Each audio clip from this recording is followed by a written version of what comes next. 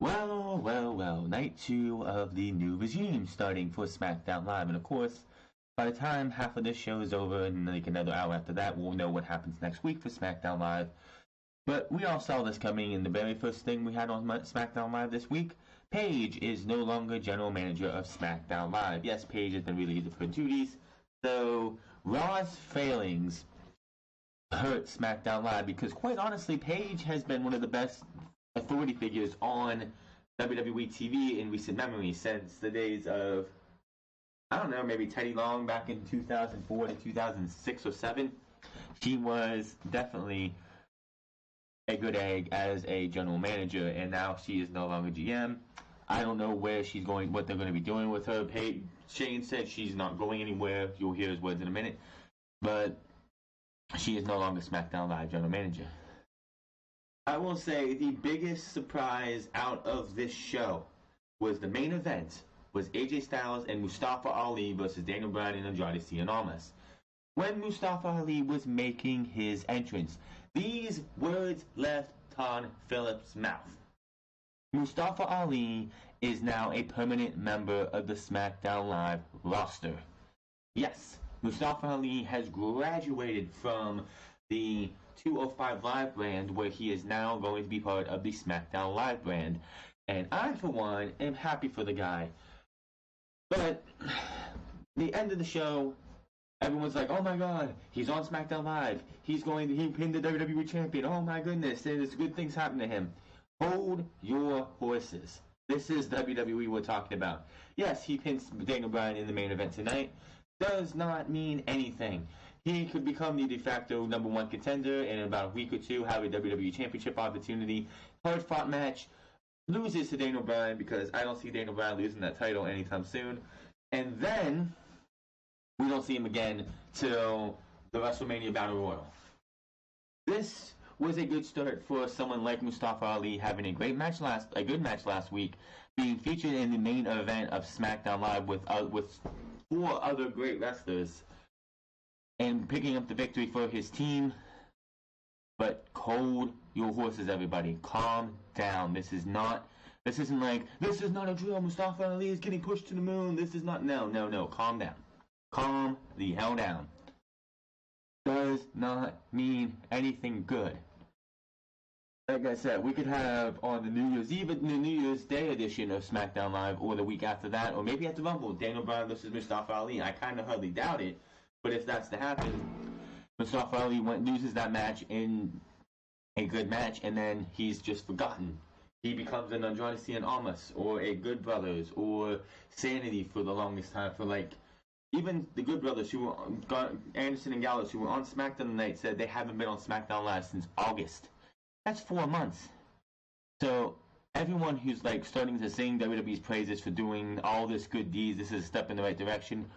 Hold your horses. Yes, SmackDown Live is so much easier to digest. SmackDown Live has been booked a little bit better than Monday Night Raw for the last 6 or 7 months, but this means nothing. Mustafa Ali got to show what he could do. So did Andrade Cien Almas, but just hold your horses. We have a long way to go. As I said, we had the show start off with pretty much Shane McMahon having a town hall meeting where he does relieve Paige of her duties. All right, ladies and gentlemen. Guys, get your attention. No, listen up. No, here we go. Listen up. Thank you. All right, last night on Raw.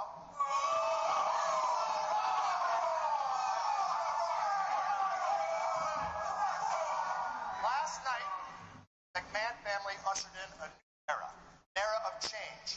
An era of progression. A fresh start for the WWE and a fresh start here for SmackDown Live. As we said, you're going to be seeing a lot of new faces, a lot of new matchups, and of course, a lot more opportunity. And why are we doing all this? It's because we're listening. We're truly listening, and I need all of you. We don't only owe it to ourselves. We owe it to someone much larger than that. We owe this. We need to create the best possible product that there is. Again, not just for us, but for the greatest fan base in the world, and that is the WWE Universe. So listen up. I'm going to hold you accountable to this. It all starts tonight. I just don't want you guys to reach for the brass ring. You need to grab it and rip it down and everything else that comes with it. Do you feel me? Yeah! You're going to be held accountable for this. All of us are. Do you feel me? Yeah! I'm feeling this now. And again, it starts tonight. One thing I have to say, I would like to thank our formal general manager, Paige. So without further ado, Paige, please come up here.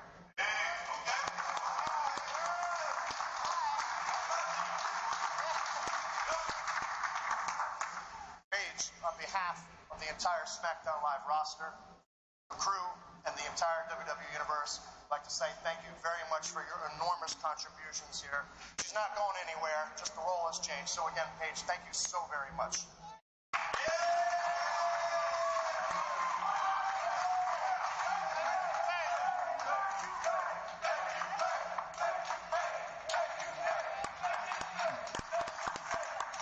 And yes, Paige is relieved of her duties. What her new role will be, hell if I should know. It could just, she could still retain the quote unquote role as a GM, but not be called a general manager anymore.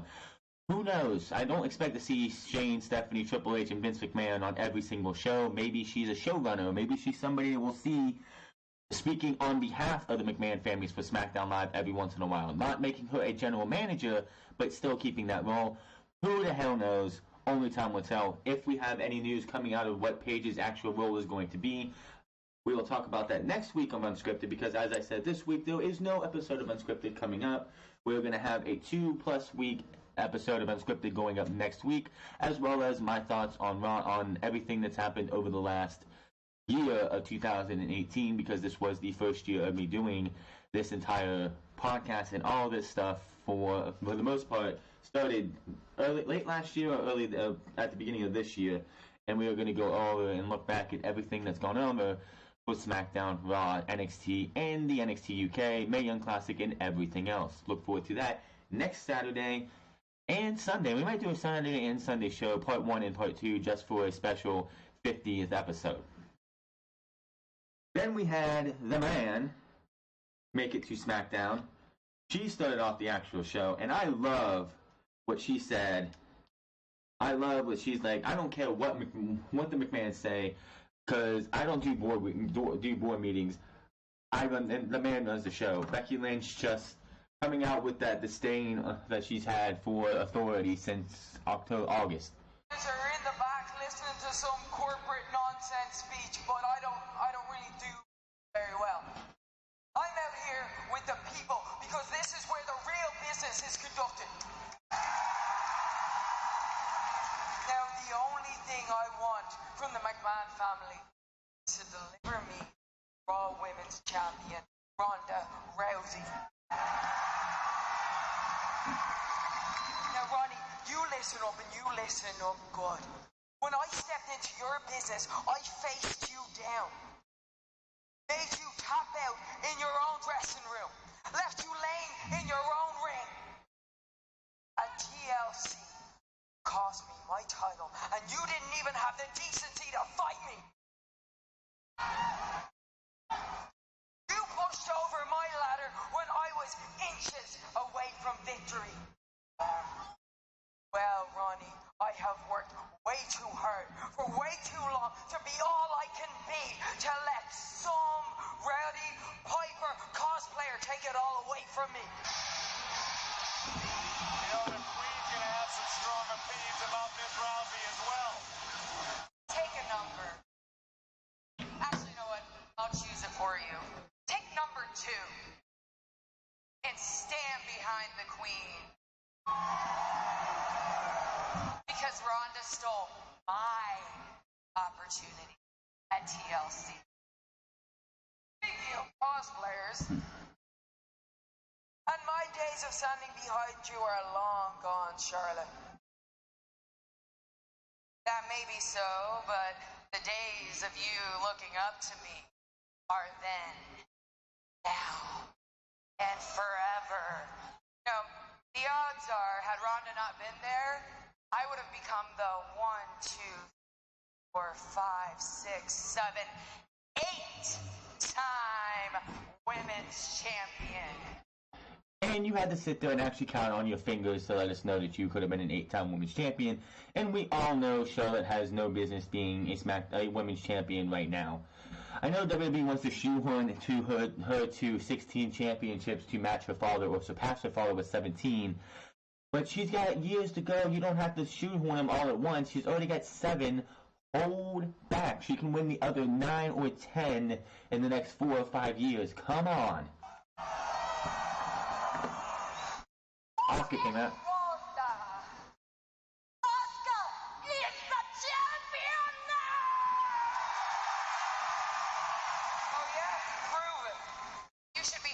Ronda, Asuka.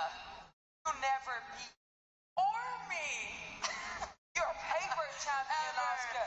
You're a paper champion. I don't break. I don't break. I've broken you and oh, I've owned you for months. Oh, shut your mouth. Oh boy.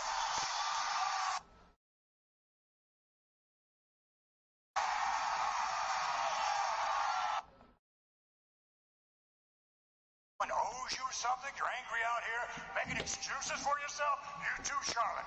I absolutely love what Vince says here. And this Vince McMahon appearance felt more impactful than what he did last night for Monday Night Raw because it wasn't expected, which I think we all should have expected it anyway, but it wasn't announced. And he comes out and says exactly what a guy in his position, a boss, should say.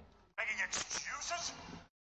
You competed in a TLC match, tables, ladders, and chairs, which means anything goes, which means anyone could be involved in that matchup, and they were. Get over it and take charge and do everything you can. You got a problem, take it out on Ronda Rousey. Asuka, hiding behind Charlotte there. How would you like to defend your championship tonight?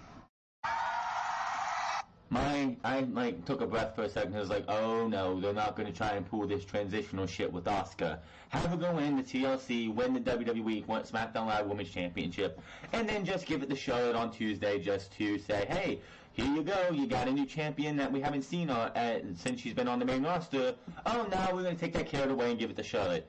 That was my thought immediately, was that somehow, some way, Charlotte... they were going to do a rematch without the TLC stipulation of these 3 women in the main event and have Charlotte come out as the champion so that they could have Charlotte be the champion. I was like so not wanting to see that, and I'm glad we didn't get that.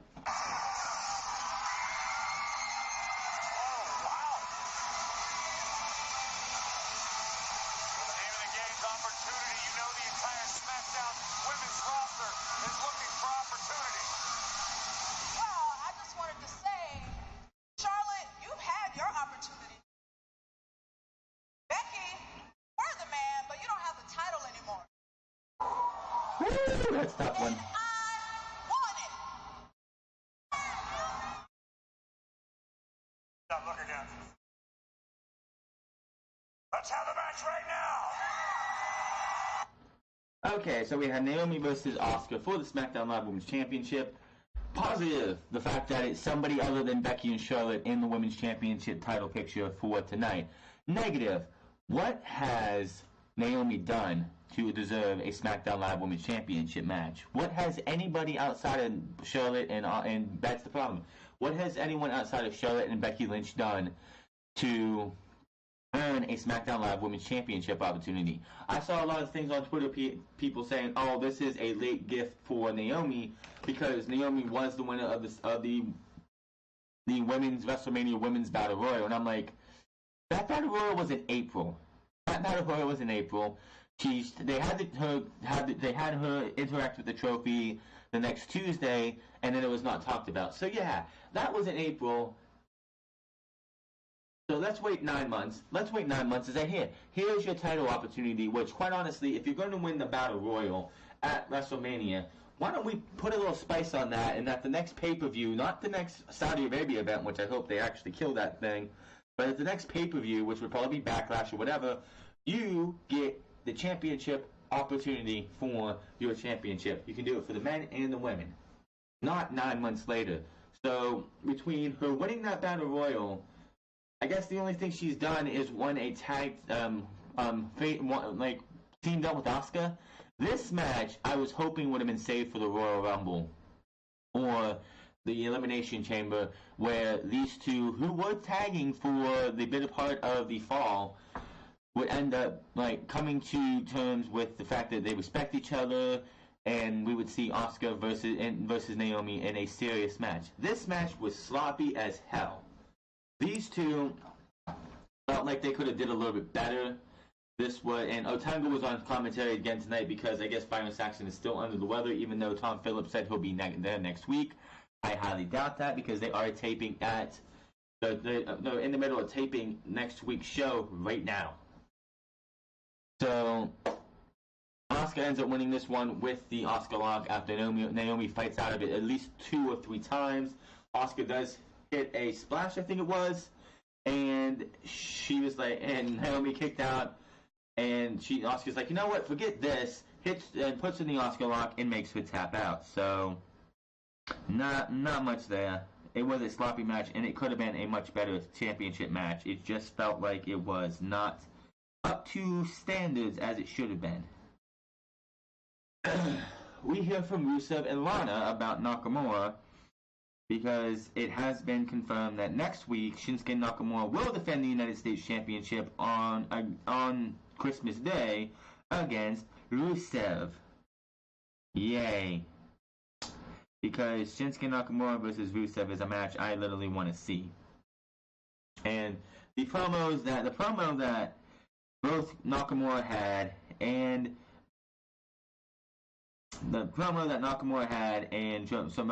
Rusev had were cringe as can be. Rusev's wasn't as cringy as Nakamura's, but Nakamura's was just so goddamn bad, and it was later in the show. But let me get that up here. Let me cue this up here. As soon as I get it. SmackDown off to a pretty interesting start for this quote-unquote new regime, which anybody who thinks this is a new regime, the only difference between this set of authority and the old set of authority is the fact that Shane McMahon is involved now, because the old authority was just Vince McMahon for the first night and then Triple H and Stephanie for every night after that. Here we go. Rusev promises to take the United States title from Shinsuke Nakamura. Last week you pinned Shinsuke Nakamura in a tag team match. Now, do you think this moves you one step closer to the United States title? I'm just hoping that the McMahon family is paying attention, because I am the definition of a WWE superstar. I am a man of action, and I saw that I proved it when I told Shinsuke he needs to be afraid of me, and I stepped in the ring and I crushed him. I'm handsome. I'm a hunk. Oh, God. Big bicep. I'm a superstar. I'm a super athlete. And I got a handsome beard. Look at this beard. Who cares? And sell on eBay while making sweaters for the babies for thousands of dollars. Okay, Rusev, calm down. The way that Shinsuke looks lately?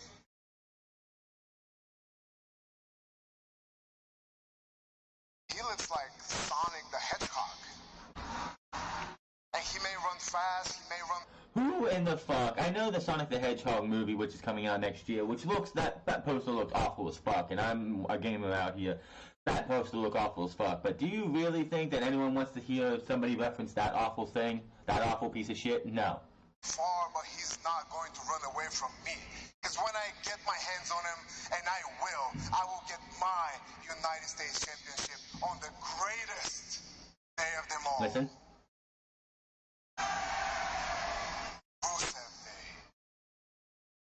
That chant used to be every time he would say the greatest day of them all, you could hear the entire audience chant Rusev Day. It has died so far down, it's not even funny. That was just god awful, and I thought that was going to be the worst we heard all night, but it gets worse when it gets to the Shinsuke Nakamura thing. Then we go outside, we go out to the ring for what was supposed to be, I guess, Samoa Joe turning over a new leaf to apologize to Jeff Hardy, which I knew from the start that this was not going to be any apology. I was like, oh, I can't wait for this. I can't wait for this. But here's Samoa Joe apologizes to Jeff Hardy, or does he? I heard that Samoa Joe wants to apologize to me. I mean, for the last few weeks, he's been trying to get under my skin, and Some of the things he said about me and my demons were true. I've been weak. I've made mistakes, but that was then. This is now. I wake up every day and look at myself in the mirror, and I worship the fact that I am alive, well, here. So bring it on, Joe. I don't want to just stand out here and listen to what you have to say. I want to hear this apology face to face. Jeff Hardy, I am sorry. Jeff, I'm sorry because this, my friend, this is no apology. No. You see, Jeff, I've been forced to deceive you because this is something far more important that we should have done a long time ago. Jeff, this intervention. I'm pretty sure Jeff's been through many interventions in his career, his Look life. at me, Jeff. I've known you a long time. I have to admit, myself, the entire WWE universe, we are very worried because, let's face it, it's the holiday times, and a man in your fragile condition, really rough this time of year. And we both know, Jeff, that eventually your demons, Jeff, they're going to come running right back, start controlling you. And what? Enough! And what? In me? The more you remind me about my past, the more I remind myself that I'm never going back there. And me and my demons, we see right through you.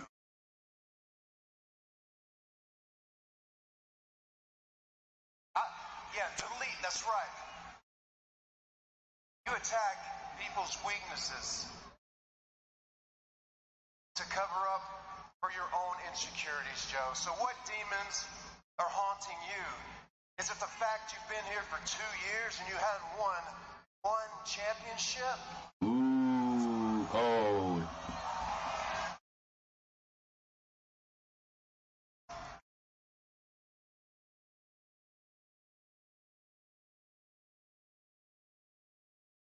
Jeff Hardy won the War of Words. Oh, wait a minute. That struck a chord. With Samoa Joe. Twist of fate. And that was that. Those two will face off next week on Smackdown Live. Of course, as I said before, Smackdown Live is being taped in front of the same audience in Fresno, California. I hope they never go back to Fresno again because you guys were fucking awful. Outside of the first part of the show with McMahon, Charlotte, Becky Lynch, and Asuka, you were fucking awful. This show felt like, I'm sitting here and usually on a SmackDown Live show, I look at the clock and it's like, oh my god, there's only a half an hour left, or 45 minutes left, or 15 minutes left. Tonight it's like, it's just now 9:30. Why is this dragged on so goddamn long?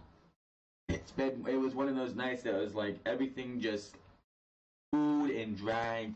The crowd has a lot to do with that. The crowd can make or break a good show. You could have the best wrestling matches. You could have the best promos. You could have the best segments on a Raw or a SmackDown or an NXT or any show, a Ring of Honor show, a New Japan show, any show. If the crowd just doesn't give a shit, if the crowd is just dead, if the crowd is just had their hands on their, like sitting on their hands, the show is going to suffer, whether the show is great or the show is terrible. If the show, like, tonight was a good show. This show was better than last week, in my opinion. Last week just felt like it was they just laid an egg because it was a TLC pay-per-view go-home show, and they just wanted to get it out of the way. Tonight was much better in the sense that we had good wrestling. We had the Good Brothers back on TV, Sanity back on TV, Mustafa Ali being promoted to SmackDown Live. We had Asuka defending her title for the first time, even though it was a sloppy match. And SmackDown just felt so much better. It's just Fresno. You need to pick it up. I know Christmas is going to be happening next week, and I know you guys realize that, man, we had to sit through 4 hours of this, and probably had to sit through 2 hours of 205 Live. Man, I don't want to have to be here. I mean, last night on Monday Night, like after Raw was off the air, they went to tape another 3 hours, and before the main event of that show, which was Seth Rollins versus Baron Corbin, the crowd was leaving. So that's going to be interesting to see if you watch Monday Night Raw next week. I don't know if I am yet. Family's going to be here. So I don't know. I know Wednesday this week and like Wednesday next week and the week after that, it's business as usual. But SmackDown Live and Monday Night Raw are probably not going to be watched by me or reported on or reviewed at all for the next 2 weeks after this because there's obviously no reason to. Vince McMahon, like Miz, knocked on the door of the McMahon family, which I don't want to see that again. And Vince came out and he wanted to talk to Shane, but Vince said he can't come out to play, and he says, "Go to the ring later in the night, and we will have a tag team partner for you, and you will see if you can show us what you can do." And it turned out to be Mandy Rose as a mixed tag team match, and of course the mixed match challenge was finished up this past Sunday. So the Fabulous Truth are out to take on Miz and Mandy Rose. Nothing match. We had a dance break as we usually do. The Miz and Mandy Rose end up picking up the win as R-Truth was blindsided with a skull-crushing finale for the 1, 2, 3. Moving on. Then we had the Usos wanting to call out the bar because of what happened this past Sunday at TLC. But the Good Brothers of Kyle Anderson and Luke Gallows come out and say it's like the last 6 or so months, it's been every single week, the New Day Bar, the New Day Bar and Usos, the New Day Bar Usos, the New Day Bar Usos. We haven't been here for we haven't been on SmackDown since August. And it ends up leading to a match between these two. And the bar come out towards the end of this match as the Usos look like they're about ready to pick up the victory with the Superfly Splash. The Superfly Splash is hit, but all of a sudden Sanity comes out and lays out all 4 members of the Usos and the Good Brothers. They go up and Eric Young yells to the bar, "Beat you to it." So the Sanity is just walked right past the bar. The bar drops the titles, runs into the ring, and picks the bones that Sanity left. So, hey, 5 teams are better than 3 teams, and hopefully we can get some matches with the Good Brothers and the Usos again. It was a decent match. Looked like it could have been up a little bit more.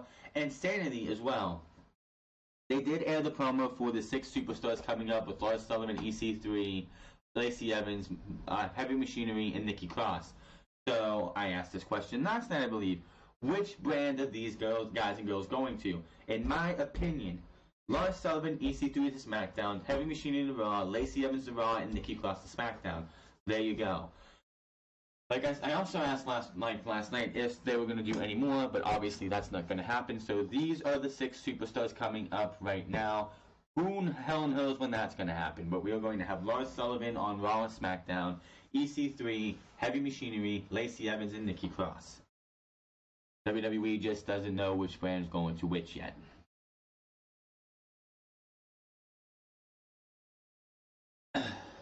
And the only thing left is AJ Styles and Mustafa Ali versus Daniel Bryan and Andrade Cien Almas.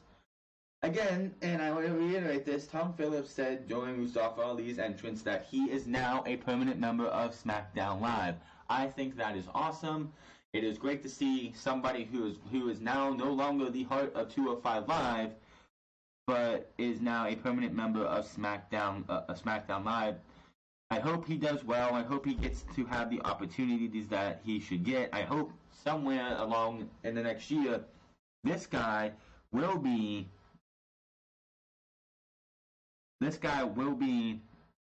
what I want to say.